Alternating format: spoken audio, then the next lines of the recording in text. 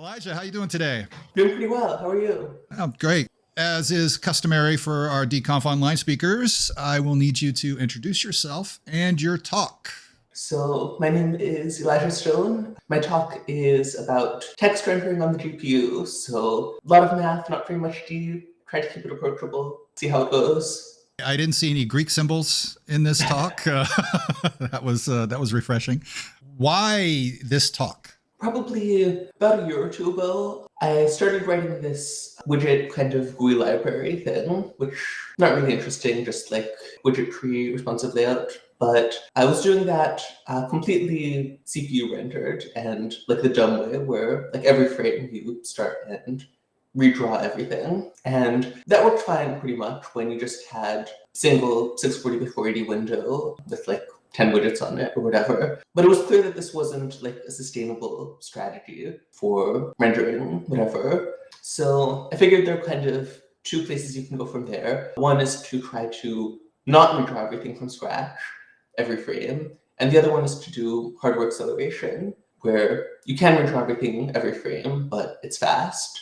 And the first solution is kind of pretty well studied, and I don't like it. Basically, everything that you draw, you have to keep track of which area of the screen it draws on, and then like next frame, you're like, okay, I already did this last frame. And I feel like that's like annoying to keep track of in a lot of different places. Like you can't write a component that doesn't care about that. So I never actually rewrote it, I'm pretty sure, to use hardware accelerated primitives, but I just kind of got curious, like what would happen if I wanted to do that? And like most things are kind of simple, obvious, straightforward, but this one thing, text rendering, is not. And kind of what most people do is to just pre-render font atlas on the CPU and then just upload it to the GPU and use the GPU as really fast memcopy implementation. But you still run into problems with that. Like if you want to change your font size, then you have to completely regenerate the atlas, and maybe that takes a while.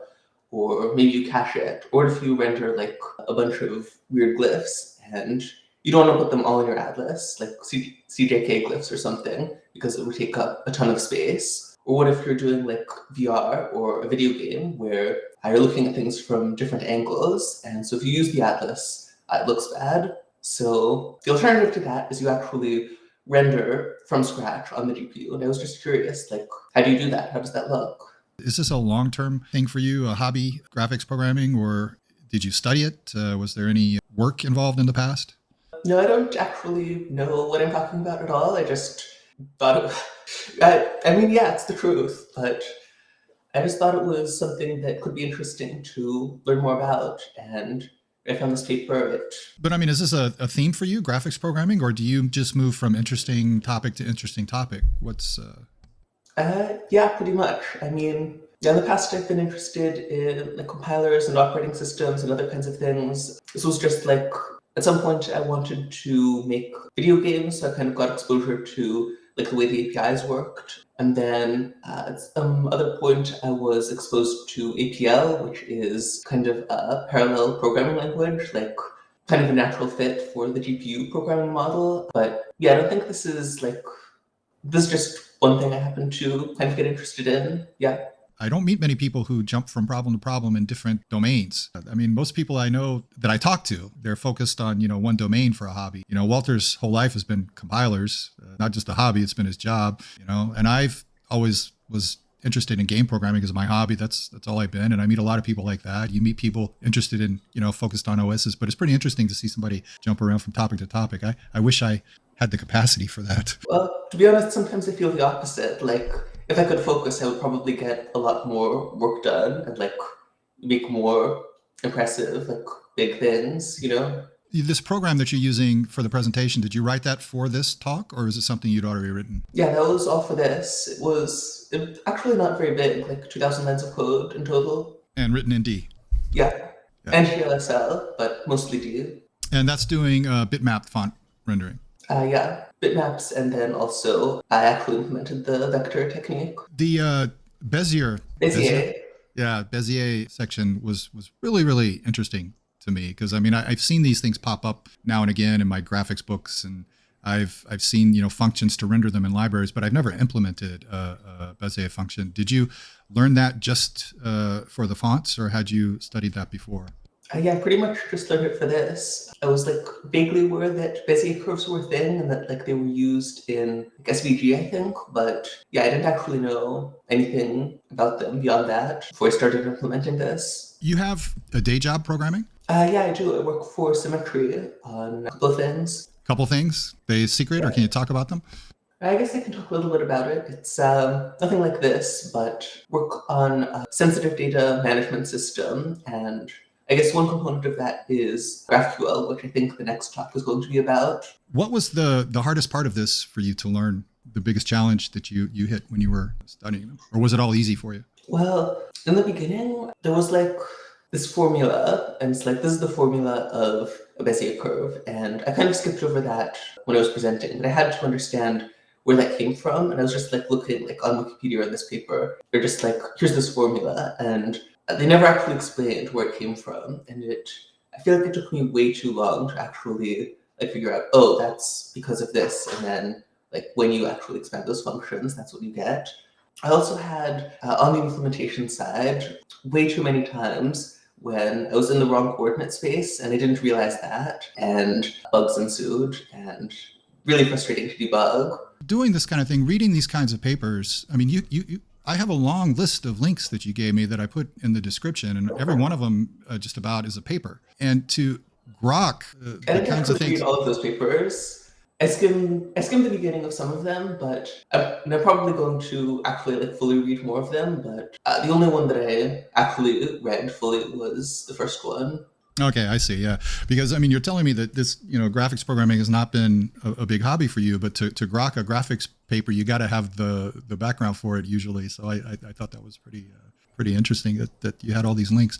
Well, how did you get into deprogramming in the first place? A few years ago, I think back around maybe 2016, 17, something like that. I was kind of interested in game development, and I was looking for a language to do that in. And the kind of de jour language seems to be C++, and it was just really a pain to work with. And so somebody suggested that I look into D, and it's been smooth sailing from there, What other languages have you worked with besides C++?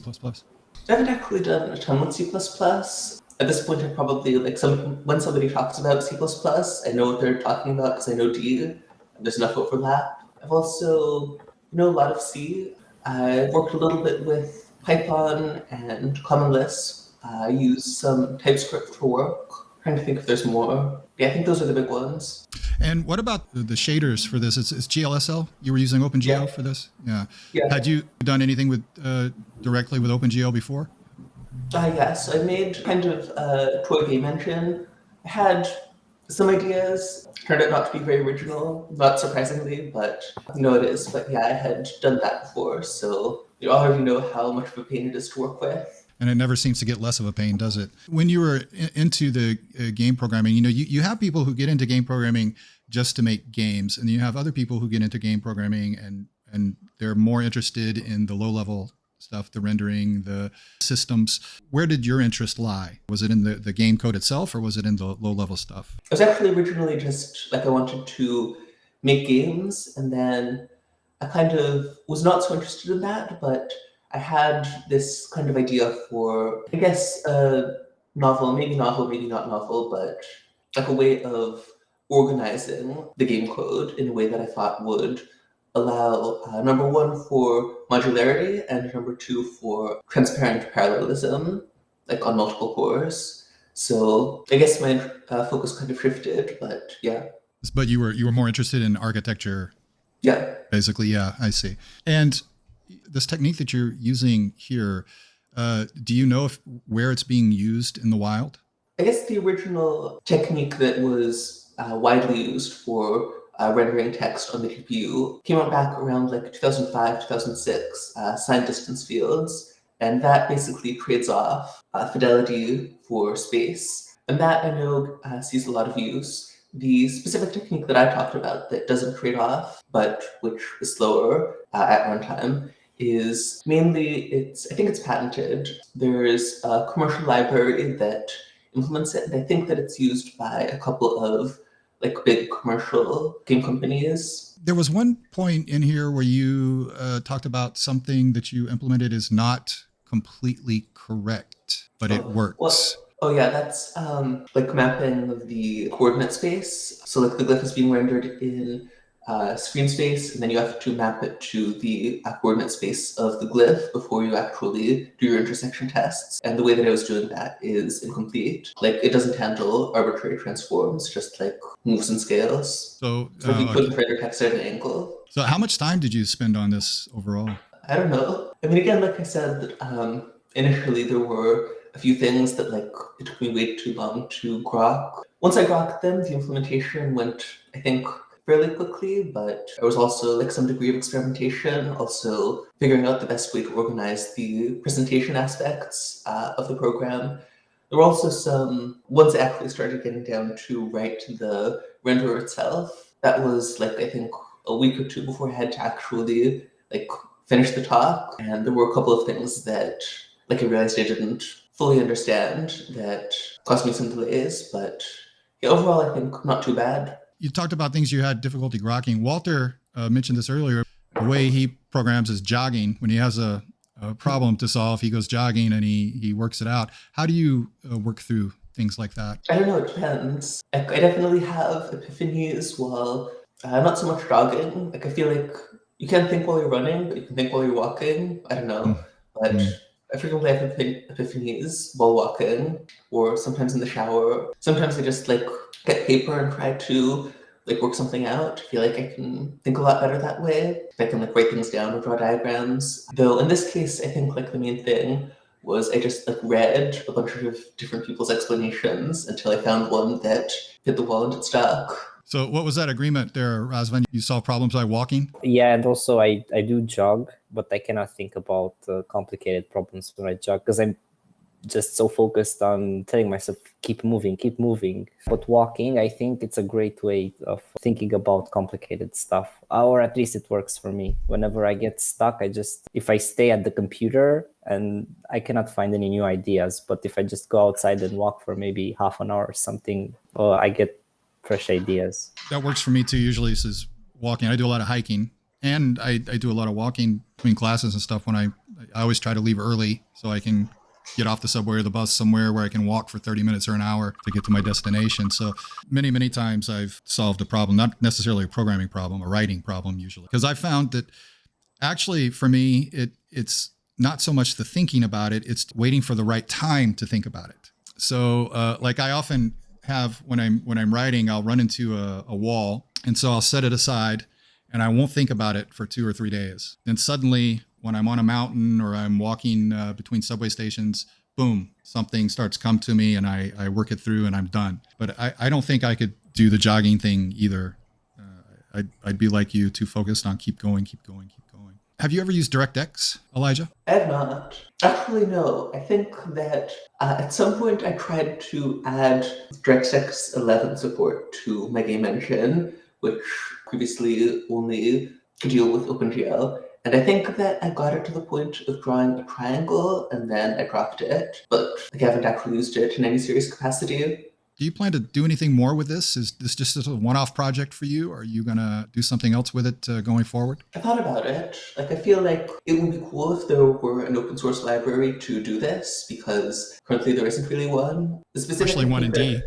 Yeah, for sure. And the specific technique that I talked about there is actually patented, so, not super attractive for something like that. But there's 2 other things. So one, I don't know if I should talk about this actually, but I came up with a variation on that. Maybe not a variation, but like another way of doing it that I think is different enough that it's not covered by the patent. It's also faster. So, I'm not a lawyer, so I don't know about that, but possible I'll explore that. And the other thing is there's another technique published in, I think, 2005 that is also patented, but the patent expires in like 3 or 4 years. So might look into implementing that, but we'll see. The hard work is not rendering. The hard work is like everything else, like hinting, kerning, and hyphenation, justification, what have you. I've got a couple questions in here that I'll get to in a minute, but I want to touch on that D tip you gave at the end of the talk. Was that something you stumbled on? Was it something you found somewhere? Where did you get that from?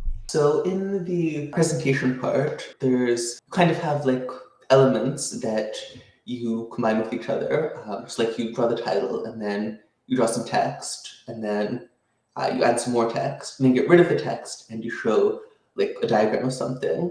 So I wrote a bunch of like combinators that would take arrays of delegates and then you would like call those with the drawing functions and it would combine them in various ways to make that work. And there were some cases where you'd have like these brackets or like this appending and it was like annoying, like why do I have to append this thing to this other thing? I should just be able to pass in all these functions. So that was like something I used to make that slightly less painful. Okay, so we have a question here from WebFreak. You used GLSL in your presentation. Would you have been able to use DCompute instead? Presumably, I don't know anything about DCompute. I haven't looked into that. So that's something for a future direction there. And Thomas Bishop asks, are you familiar with Eric Lengyel's Slug algorithm? How do the methods differ? His technique is patented and requires a license. This is the Slug algorithm. In the video description, there's a link to Eric's paper. It's the very first link. And WebFreak asks, is calculating the direction of the curves really necessary? Before I had learned about the even odd rule, where you just say if the number of points you went through is even, don't draw. If odd, draw. Yeah, so where you use that is if you want to do anti-aliasing, you actually calculate how far are you above or below the curve, and then you saturate, then you multiply that by like the direction, but you saturate at 1 and -1. So like in most cases, you would just add 1 or subtract 1. But if you're like, if this is the curve and I'm right below it, then you would say instead of adding 1, you would add 0.5. And then you'd have like a pixel that has 0.5 saturation. So you use it for anti-aliasing. Walter, have you ever done any graphics programming at all? Yeah, a long time ago, back in the 80s.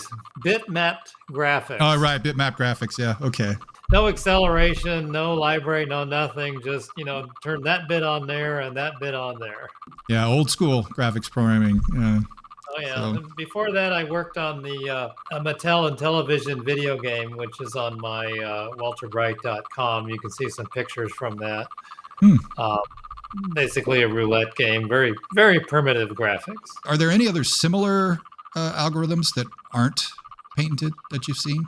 Yeah, so there were, they're near the bottom because it's like the really heavy academic stuff, but I believe that like the last 3 PDF links or so on there are not patented. And those are, I haven't had a chance to look at those closely yet, but there's one that looks really interesting. Uses scanline rasterization, which is what CPU renderers usually use. Harder to make work on the GPU, but apparently they got it working somehow. So I'm planning to take a look at that, but yeah. There's also Pathfinder, which is another set of techniques which I think is planned to replace what Firefox uses. I don't know if they've done that yet, if they're ever going to finish it, but I think that's the plan. Thomas Bishop says, what graphics API would you recommend for beginners, for someone who has found the Vulkan API slightly overwhelming?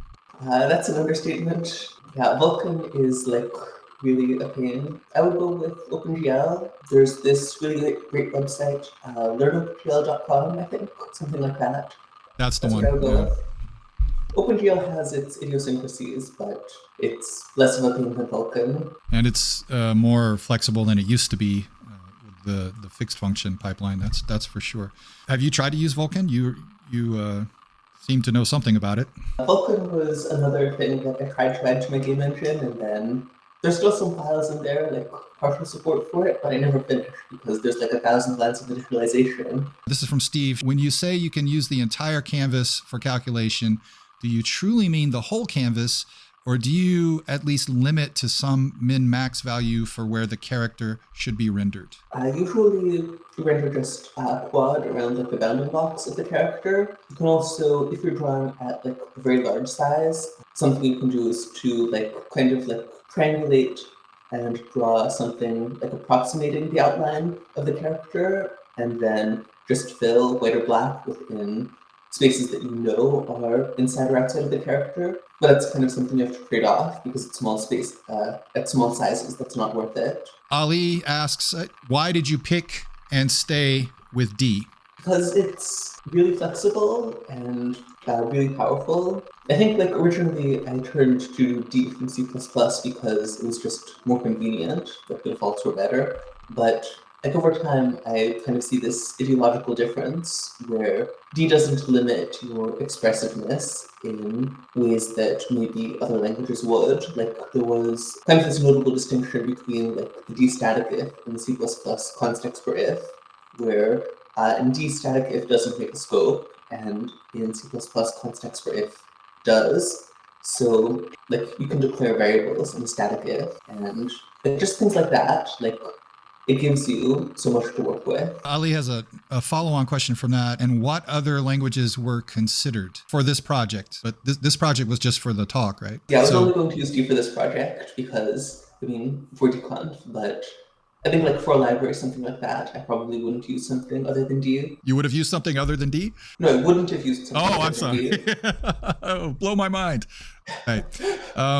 And Ricky says, how much banging your head against Unicode did you do in the process of exploring the problem domain? Oh, Unicode. Yeah, Unicode is fun, and I did not deal with that at all. I did ASCII only, actually. That was why I didn't have the accent on the E in Bézier. But yeah, I think Unicode would be like a fun direction to take, like something to add after this. So maybe see you next year for a talk on how to handle Unicode in text renderers. Elijah, why don't you go ahead and close us out? Ski rocks.